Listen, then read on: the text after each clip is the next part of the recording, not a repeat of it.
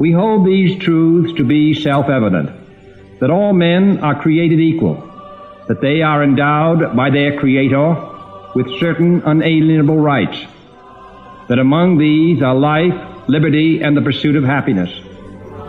And now New Galaxy Broadcasting presents Inalienable and Free, Voice of the Coalition, a program addressing the grave challenges to human and citizen rights in America and the rest of the world. How can we, the people of Earth, take back the power and privileges granted to us by God and addressed so significantly in the Declaration of Independence? Our rights are inalienable, that is, given by God and incapable of being taken away from or given by another. These rights are the basis of liberty, the foundation of all life and happiness. The Coalition of Planetary Empowerment is an organization designed to give its members tools and information to empower them personally, in relationships and in business and employment, but also to give them a voice and the ability to help transform political and corporate governance to support the true needs and desires of people throughout the world.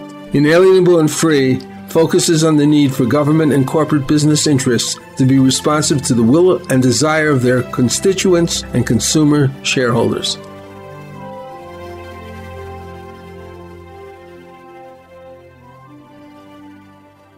Welcome to Inalienable and Free, Voice of the Coalition. This is our second show on the denuclearization of the planet. Our first show was focused on the question, should we denuclearize the Earth? The answer to this should have been a resounding yes.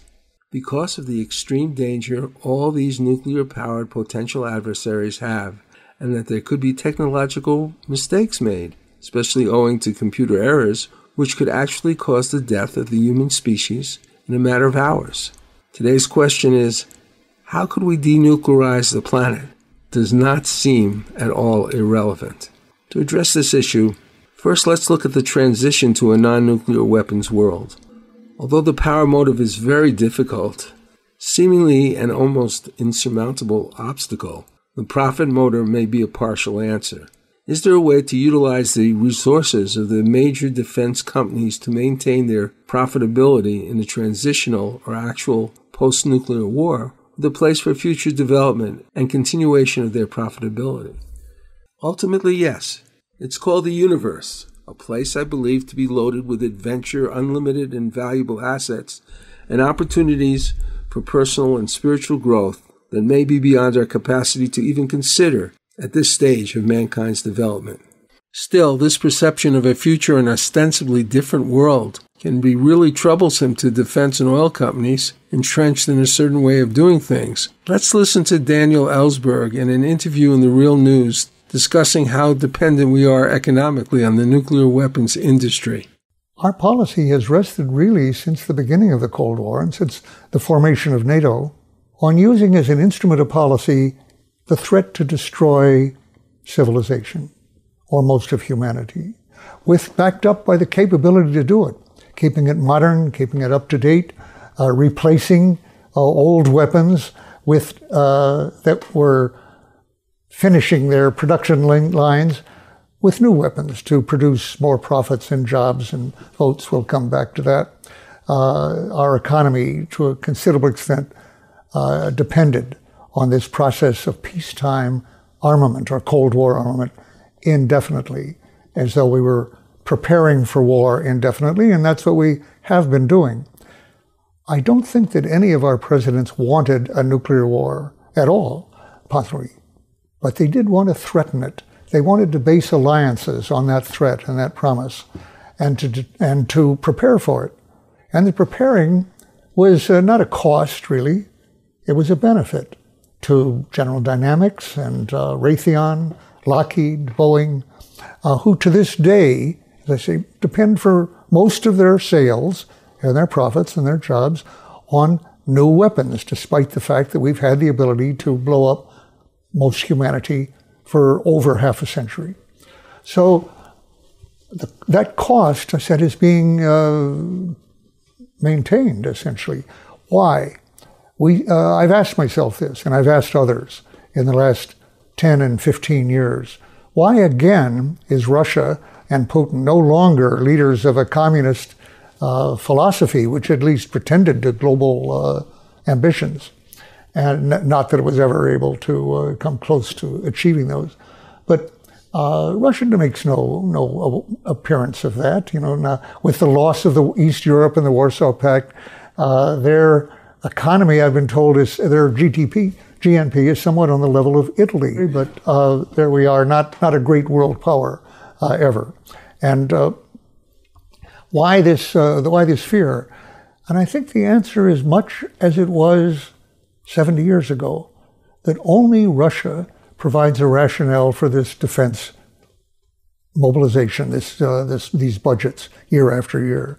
I think we found in the first part of this century, you just can't justify new Trident submarines or new ICBMs, intercontinental ballistic missiles, against ISIS or against Afghanistan, really. Only Russia will do. Someday, perhaps China will present itself as a military power that needs this kind of mobilization on our part. Not now. So it's Russia or nothing. And I think when they realize that it's very hard to run an empire, and that's what presidents do, without an enemy, allegedly hostile power as big as Russia and as widespread as Russia, with a lot of targets to buy vehicles to destroy them with. It's a necessary component of our political economy, I would say, and of our alliances, which provide us our hegemony even in the capitalist world. But for the moment, let's look at the steps to denuclearization and its immediate consequences, given our current geopolitical and economic positions. First thing we need to have is an agreement between all the nuclear powers to denuclearize the world. You would think that might be helpful if it started back in August of 1945 after the obvious devastation and human carnage resulting from the only 2 atomic or nuclear weapons actually used in about 73 years. That is, used on other people. We had a lot of tests. It doesn't take some kind of forbidden planet Krell IQ booster to see what we created. But somehow in the mind of the cousins of Dr. Strangelove throughout the world, the next thing to do after destroying the cities in Japan was to create hydrogen weapons. Was this to accelerate the possibility of destruction of the entire planet? Perhaps the mentality of those scientists and defense industrial companies is not really suicide. It's just that they're risk takers, adventurous spirits who would rather work with blowing up the planet instead of just a city or two, or even a country here and there. After all, war like that would probably not happen, but we could take the risk. Suppose for a moment there was some kind of peacemaking pill slipped into these countries' UN representatives during a meeting of the Security Council, and all the top officials there became so enthralled with saving the planet that they made a persuasive argument to their prime ministers, presidents, or other relevantly titled leaders. And they took it to their Congress, parliaments, or other types of leadership panels, and the answer was, let's do it. Let's give peace a chance. Let's not blow up the planet. With that thought, we'll take a break now. And after some short messages, we'll play Believe, a song produced and written by singer-songwriter Zave Nathan that should be an anthem for all those who truly believe in the possibility of our country restoring and enhancing the American dream.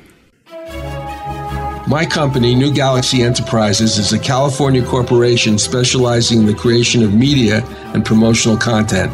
We are focused on original, innovative projects that are good for humanity.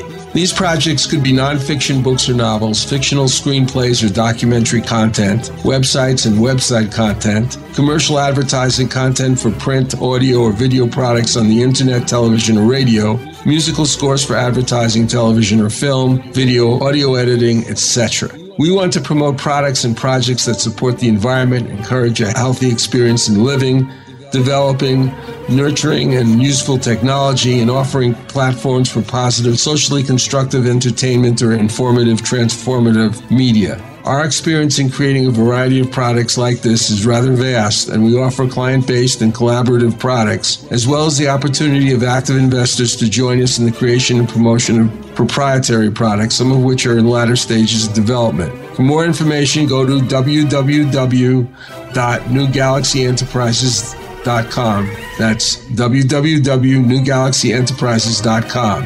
If you're interested in talking to us, just fill out the contact sheet and we will get back with you. Are you confused about so much information on health issues? Do you find it hard to trust the sources of conflicting advice? Try Dr. Rodier's newsletters and blogs based on the latest information published in the best medical and nutritional journals. There is no charge for subscribing. Just log on to HugoRodier.com. That's HugoRodier.com to do so, or to download Dr. Rodier's latest publications. This is Johnny Bluestar, host of Inalienable and Free, the Voice of the Coalition, a program devoted to the development of the Coalition for Planetary Empowerment. The Coalition is a unique project designed to empower its members both individually and collectively. Besides individual empowerment, its broader focus is on the restoration, protection, and enhancement of citizen and human rights throughout the world through the aid of its members.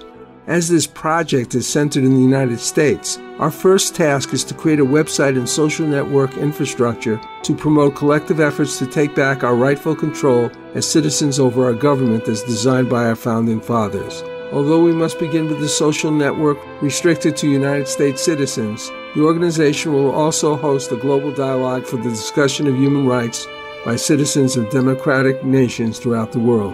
If you're interested, please check us out in the GoFundMe.com website, entering in the search field the Coalition for Planetary Empowerment. That is, go to GoFundMe.com and enter in the search field the Coalition for Planetary Empowerment.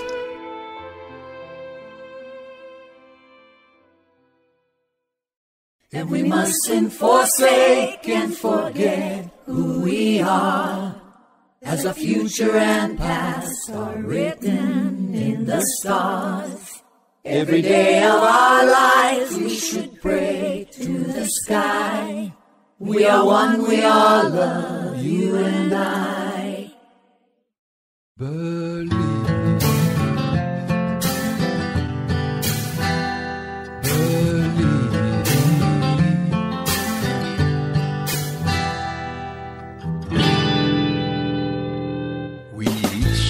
Stewards of our planet Earth, for all that it is and for all that it's worth. Our mission is clear and it is humans' fate to take back the keys to the gate. We're living again through the great fall of Rome, and we really don't know if we'll ever get home. It's a long road ahead, but I know where to start. Stay strong and keep love in our hearts. And we mustn't forsake, forget who we are, as our future and past are written in the stars. Every day of our life we should pray to the sky. We are one, we are love, you and I.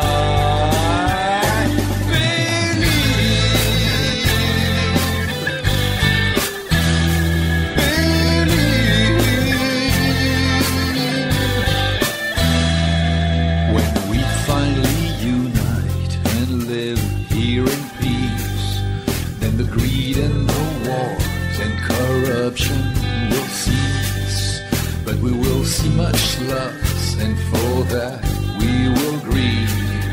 In the end it is love we'll receive. And we mustn't forsake, forget who we are, as our future and past are written in the stars. Every day of our life we should pray to the sky. We are one, we are love, you and I.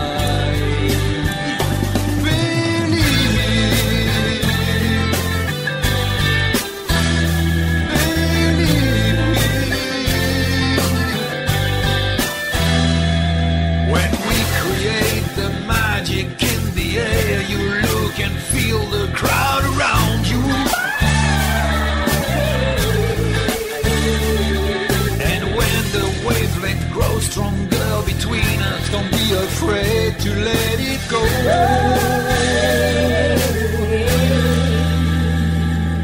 And we mustn't forget who we are, as our future and past are written in the stars. Every day of our life we should pray to the sky. We are one, we are love, you and I. And we mustn't forsake and forget who we are, as our future and past are written in the stars. Every day of our life we should pray to the sky. We are one, we are love, you and I.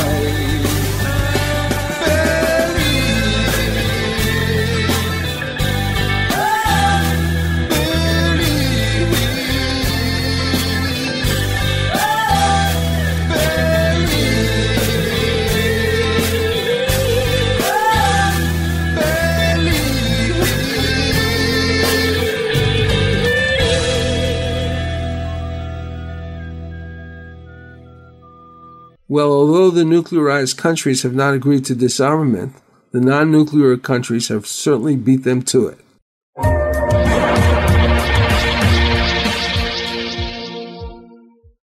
It's The Real News. I'm Aaron Mate.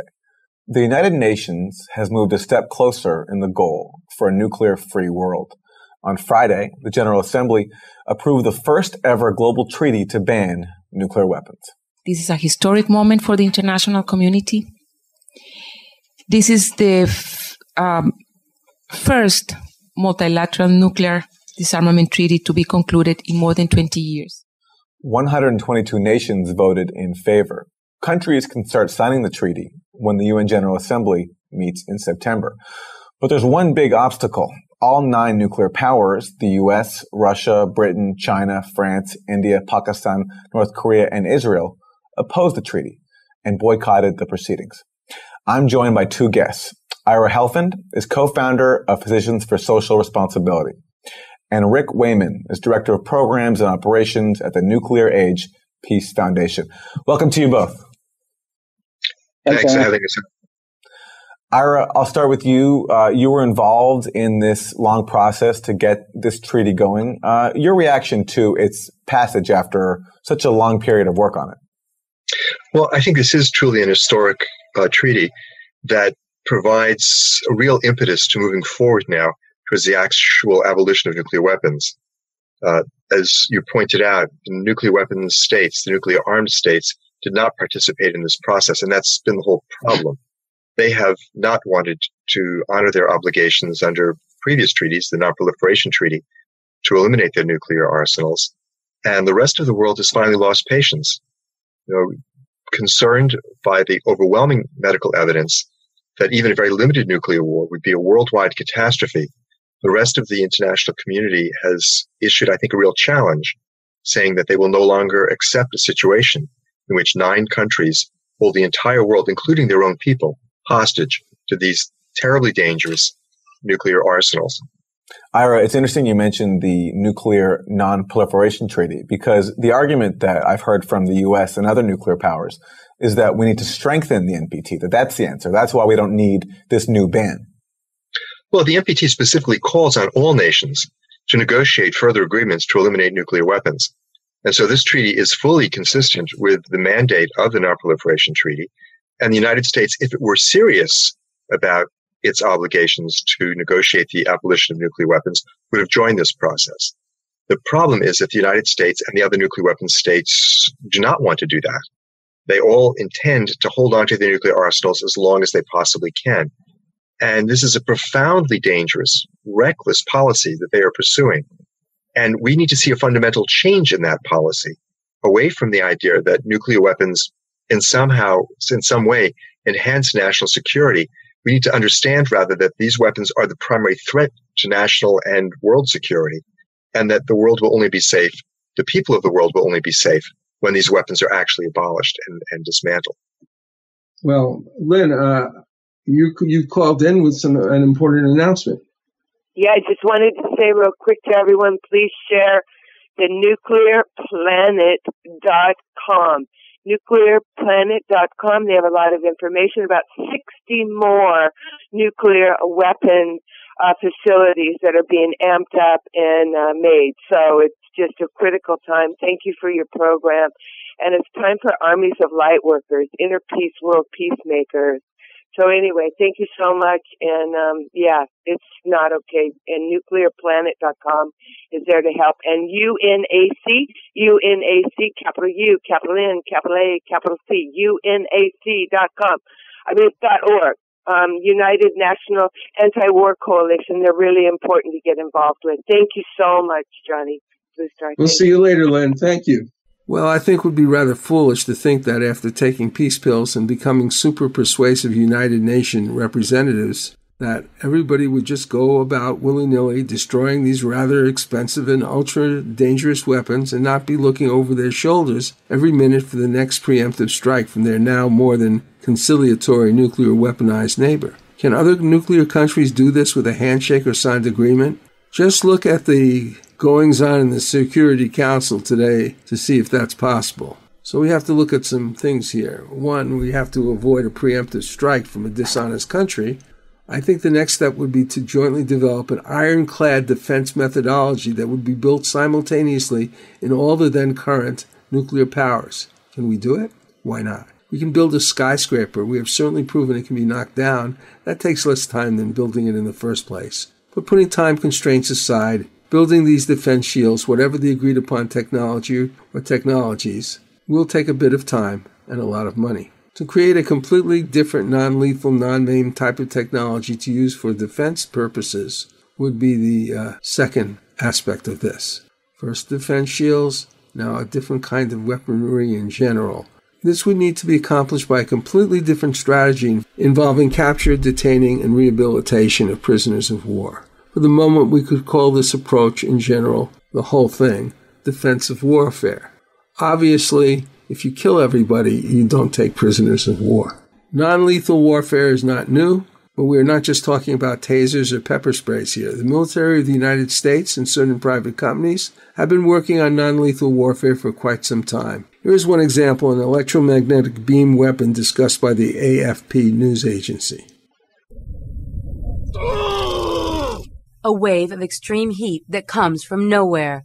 It's one of the U.S. military's newest non-lethal weapons, an electromagnetic beam that emits an odorless, invisible, and silent blast of heat. It felt like opening up an oven door, almost mixed with a sting from about my sternum to my neck. So, like, you started really feel it on my neck before I had to kind of instinctually jump out of the way. This weapon, under development for 15 years, has yet to be used in the field. The technology has attracted safety concerns, though the U.S. military says the rays do not penetrate the skin and pose no health risks. If an operator is squeezing the trigger and there's a lot going on and he inadvertently keeps squeezing the trigger, there's an automatic shutoff for 3 seconds. Out of 11,000 exposures on people, only 2 minor injuries have been recorded. The Pentagon has not yet decided whether it will order the active denial system, whose powerful beam can reach up to 1,000 meters.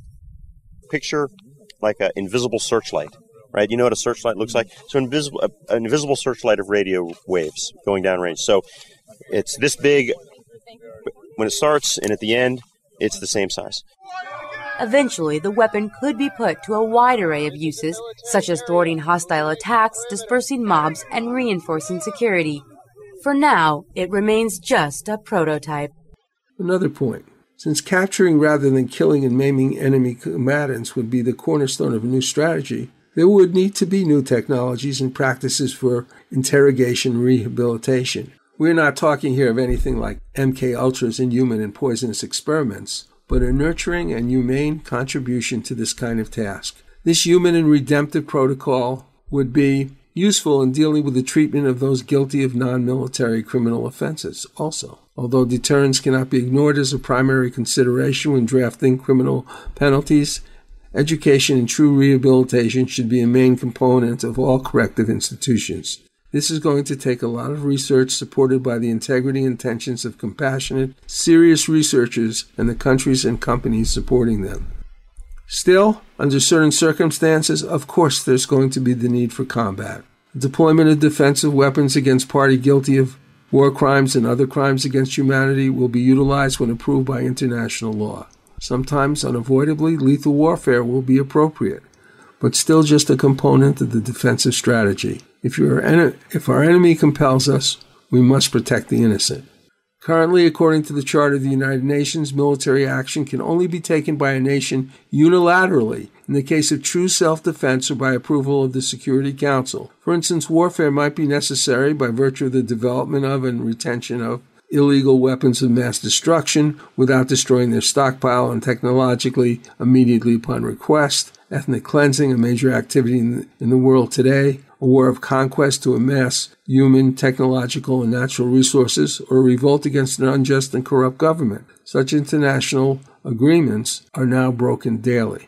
In other words, other countries just go to war without checking with the Security Council and making sure everything's all right.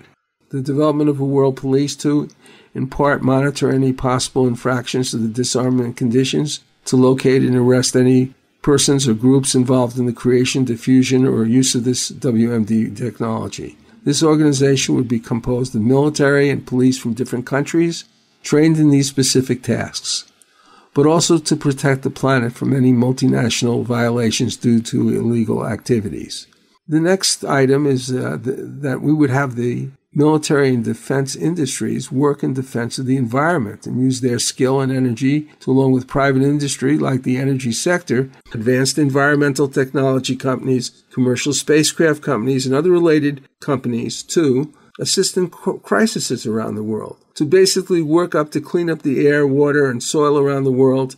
This would be analogous to the government working with both the commercial defense industry and government-sponsored projects. In particular, to continue to develop and deploy methodology to destroy nuclear waste and other toxic residues of weaponry and chemical waste generated by commercial and government institutions. There are indeed now safer methods of handling nuclear waste, say by plasma technology as developed by Tektronix, but to actually destroy rather than just stabilize and better contain the highly dangerous substances has not yet been accomplished, at least to my knowledge. Another point, really important, the exploration of space will involve a vast array of projects involving initially creating bases on the Moon and Mars, but also along the way dealing with space tourism and asteroid and planetary mining activities. The ultimate objectives would be the terraforming of Mars, for instance, and the development of faster-than-light and stellar technology. To this end, a great deal of robotics and perhaps A1 would be necessary.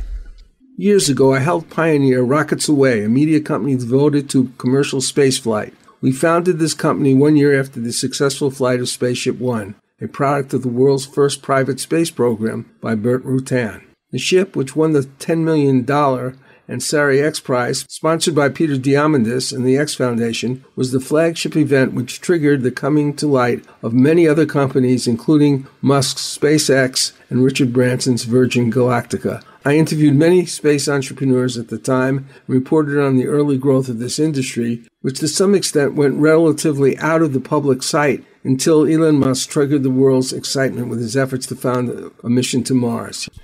So the question is it really possible? Well, let's get a reaction now from Popular Science senior editor Sophie Bushwick. Hey, thanks for joining us. Man going to Mars has been a dream for a very long time. Elon Musk is a dreamer. He's gotten a few things done. Is this an overreach, though? Is this really something that's within, we're getting this close? Well, we're not going to be going to Mars in 2019. So Musk has said that his goal is to test his BFR rocket in the first half of 2019. And that would probably be just a short up and down flight, a sort of way to show that it's like a test run to make sure it can take off, to make sure it can land. But even that would be pretty exciting because this rocket has the goal of being basically the most powerful rocket humans have ever had operational. So the biggest rocket to date was the Saturn V. That's the rocket that took astronauts on the Apollo missions, got them to the moon. And this one would have a greater carrying capacity than the Saturn V, and it would be 100% reusable, which the Saturn V wasn't. Right. I mean, but there would be so many other additional complications with, such a trip, if it were possible, certainly than going to the moon, right? Oh, this would have not just a lot the more power of the complications. rocket, but there's other things too, adjusting our bodies, the time, and whatever. I mean, it's just, how long would it take, theoretically? Well, I mean, Musk has said he wants to test the BFR in 2019 and have it. The trip, like if we were. Oh, the trip itself? Let's say everything went great and it's 2030 and we're ready to go. I mean, is there an estimate time? Okay, it would take X amount of weeks, days, months, or whatever. I think it would take months. And then once you got to Mars, you'd be settling in for a long trip, right? It wouldn't be worth going unless you were going to have people presumably stay there and die there. And some people might be able to come back. But I think if people who really are ready to go to Mars, they're ready to become Martians and to really colonize the place and not look back. You think Elon Musk, can you talk to how much he's sort of reinvigorated the idea of space travel, and we see the reusable rockets and they're landing, and we're getting these spectacular launches from Cape Canaveral and places like that. I mean, he's sort of brought an excitement back to it, though, that was missing for a long time. Right. One of his goals, he said, is to create something aspirational, to encourage people to sort of dream big and to be really optimistic about the future of humanity. And I think that, in my office, when last month, the Falcon Heavy rocket, he launched a Tesla into space, and then the rocket components landed themselves again. And that was everyone in the office gathering around our computers, watching this live stream. It was incredibly exciting. And I think that if that's his goal, to bring attention to space and to invigorate people, then he's certainly succeeded in that. Of course, everyone's socially conscious these days, and everything's got to have, some sort of social positive component from mankind and the environment. Has he been able to make that argument that these trips are worthwhile? I mean, it costs a lot of money, and people do question at the end of the day, beyond, the circus atmosphere of it, is there a legitimate reason for doing these things? Well, one thing that he said is that in the event of some catastrophe befalling, in the event of some catastrophe befalling Earth, that having human colonies on other planets would, allow humanity to survive in some way. Frankly, the easiest way to save humanity is to fix problems here on Earth, not to try to colonize, not to try to colonize a very hostile planet. But another benefit there could be is that the private sector in space is growing. Venture capitalists last year invested billions of dollars in it, and the idea is that you could have maybe tourism flights to space that would be affordable. Well, that type of thing. I can tell you, Sophie, thank you for coming in, because I think it's exciting. We'll see if it ever comes to fruition. Appreciate it. Thanks for having me. For me as a child, space was a main infatuation. I must have listened to the record Destination Moon, based on George Pal's breakthrough movie, dozens of times. This was long before the moon landing, and for the public was just another level of science fiction. In fact, the movie was based on the work of Robert Heinlein, the omnipresent science fiction writer, along with Isaac Asimov at the time. I suppose the first science fiction show to totally captivate me was Flash Gordon, starring Buster Crabbe, whose films were broken down into TV programs. But many of these were actually made before I was born. Another film that influenced me was Gene Autry's Phantom Empire, very little remembered for his debut as an actor and singing cowboy, a genre which he virtually owned for the rest of his life.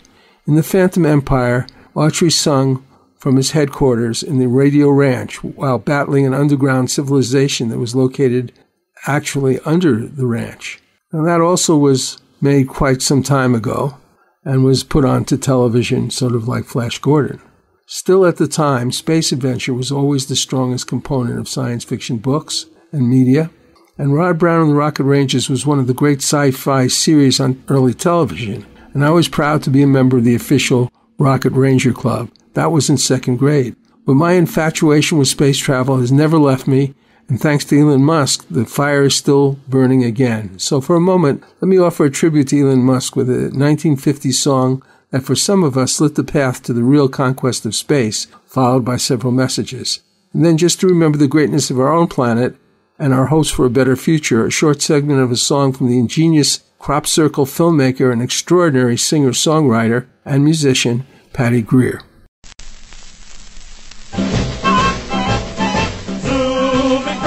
To the black we race, rocket rangers all, roaring past, blazing a trail in space. With pride we stand, never to fall. fight for right. Let the rockets roar from the sands of Mars out to the distant stars with the Rocket Ranger Corps. Zooming fast into the black we race, Rocket Rangers all, roaring past, blazing a trail in space. With pride we stand never to fall, thundering on, ready to fight for right. Let the rockets roar from the sands of Mars out to the distant stars with the Rocket Ranger Corps. From the sands of Mars out to the distant stars with the Rocket Ranger Corps.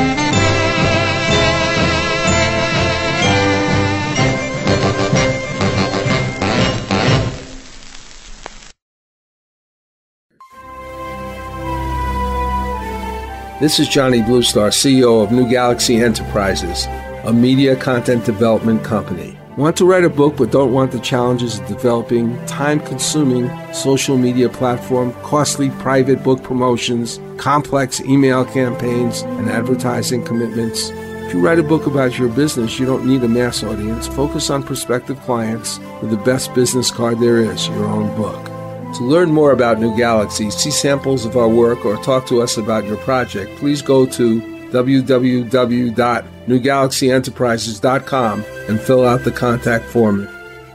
It is the 15th century. El Tesoro de Cielo, a Spanish treasure ship, sends a scouting expedition to a strange island. Golden statues surrounding them prove the enormity of their find. Suddenly, hordes of foolish creatures with scaly green flesh and skeletal wings descend upon them from the sky. What do you think of this, Rufio? These creatures are fragile, Captain. We can take them with our swords. They seem supernatural. Who knows what powers they possess? Fallen angels, weakened by their treason. My God! Are you saying they're Nephilim, the devil's host? I'm saying, whatever they are, we can take them. Do any of you cowards dare join me? Up against sharp knife-like nails and hideous fangs, the men's swords rip into slimy green flesh. Though black blood pours copiously from their half-naked bodies, creatures miraculously persist. Can the crew survive this bloody, cursed battle? Find out more by Googling The Thrice Born, a new sci-fi supernatural novel by Carlos Lopez Avery and Johnny Bluestar. Google with the words Carlos Johnny Kendall, The Thrice Born. That's Carlos Johnny Kendall, The Thrice Born. Here's something that we all need, as presented in this beautiful song by Patty Greer, May Peace Prevail on Earth. May peace prevail on earth, and let the children sing. Magic fills the air, song. May peace be in our homes, a love that's very true.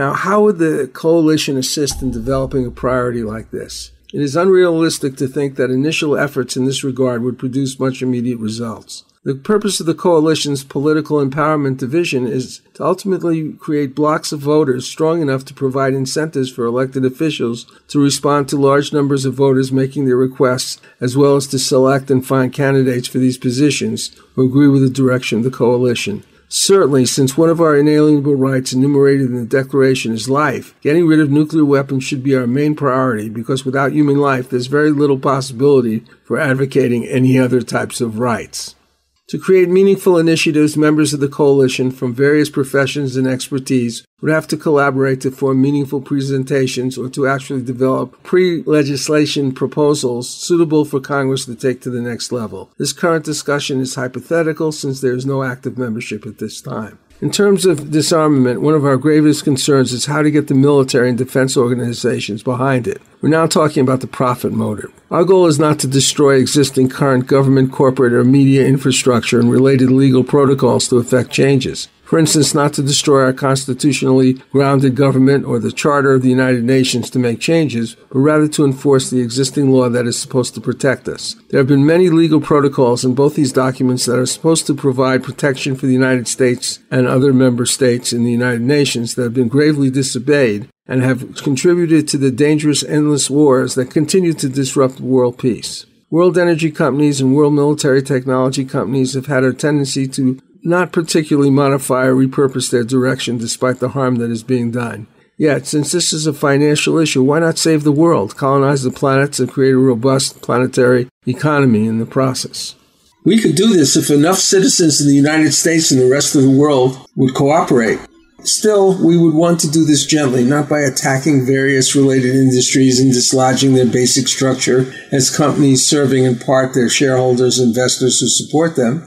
The way to create meaningful change in the geopolitical direction of these industries is to modify their direction in an even more profitable way. To this end, members with military, physics, chemistry, manufacturing, environmental accounting, and various other useful backgrounds, as well as perhaps outside volunteer consultants, would collaborate to create an initiative that would frame a sophisticated preliminary approach. Obviously, to repurpose major industries in a big way, we need the human assets to do this. Coalition would serve as a way for members to work together, even on a massive and massively important project like that. Besides our members, I believe that there are enough patriotic and determined citizens who would volunteer their time to a purpose such as this. Our strategy for disarmament is not focused on going to the streets or creating boycott scenarios. I'm not saying this is always out of place, quite the contrary, but this approach is not based on shaming persons or companies or on coercing them except through the ballot box, but mainly based on our concept of potential material abundance for all people. We believe the primary persuasion is that the industries and the people that work on them can virtually live long and prosper. Based on an industrial approach whose products aren't for killing and maiming people, but for helping them live together on a beautiful restored planet and to begin a concentrated outreach to the stars. But what I am saying is that the primary tool that citizens have in a democracy is voting. But in order to vote effectively, we need the right representatives who support our goals. But the idea of the coalition goes beyond merely voting. It means in part to do the political and business planning needed to propagate the idea behind initiatives, but also to prepare the kind of media and documentation necessary to clearly inform Congress, elected officials, and government agencies to understand exactly what we need. In other words, part of the coalition's activities is to create mini think tanks, allied with specific initiatives, and following that dialogue and research to create and promote what we need to make it happen. Although in this program we have dwelt on some of the logistics involving nuclear disarmament, the Coalition for Planetary Empowerment is a spiritual organization open to those on or aspiring to journey on the spiritual path and to those whose conscience demands that they participate in furthering the inalienable citizen and human rights of all residents on this planet. We believe there's a spiritual state of awareness open to everyone, which embodies a quality of righteousness, of goodness, that is mirrored in the conscience of mature individuals, regardless if they have not yet experienced this level of awareness. It should be clear that the doctrine of mutually assured destruction is an affront to all people of conscience and must be eliminated if we are all to survive. Where there are many ways to protest government and corporate behavior, The ultimate strength of a democracy devolves to its citizens and who they choose to represent, and indeed, what they believe they need represented. Even from a spiritual perspective, military actions may be necessary, as long as there are greedy and predatory persons who have assumed the reins of power in a country and implement that power to persecute their own citizens and other countries for their own advantage, even if that power is to use scapegoating just to cement their political stronghold. America is meant to be above greed and lust for power over other countries. It should be, as the Charter of the United Nations says, allied with other countries for the good of the planet and for the rights of man, is so clearly stated in our own founding documents. Thank you for coming today. After our formal goodbyes, we play a song composed for young people to take a stand against nuclear weapons. The song is called "The World Is Yours to Change," a song for nuclear disarmament. I think it is a song we should all take to heart. We all want a planet to live in, and we all need these weapons to disappear for good. Thanks for joining Don Newsom and I on Inalienable and Free, Voice of the Coalition. As we go about developing our new organization, the Coalition for Planetary Empowerment, we hope you will consider the importance of taking part in the electoral processes of your government and asserting the rights you have to vote for the companies you respect and love by casting your ballot as a shareholder or as a consumer with what you buy. We hope soon to make this possible through a social network responsive to your needs to dialogue about your rights as a citizen, but also to be able to effectively act in concert with like-minded colleagues who find representatives of government and business executives who will hear your voice and appreciate your message. See you soon.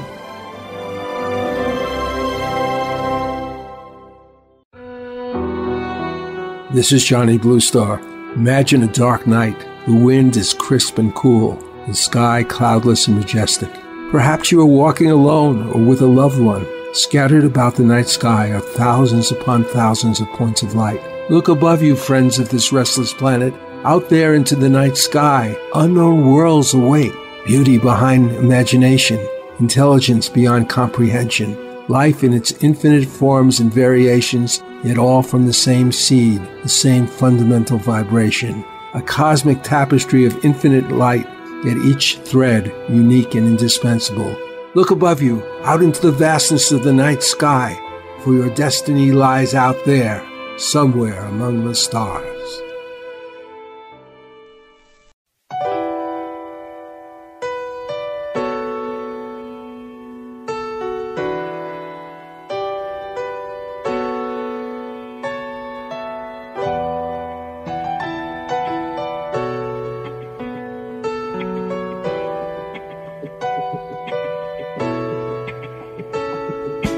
When I look outside my window,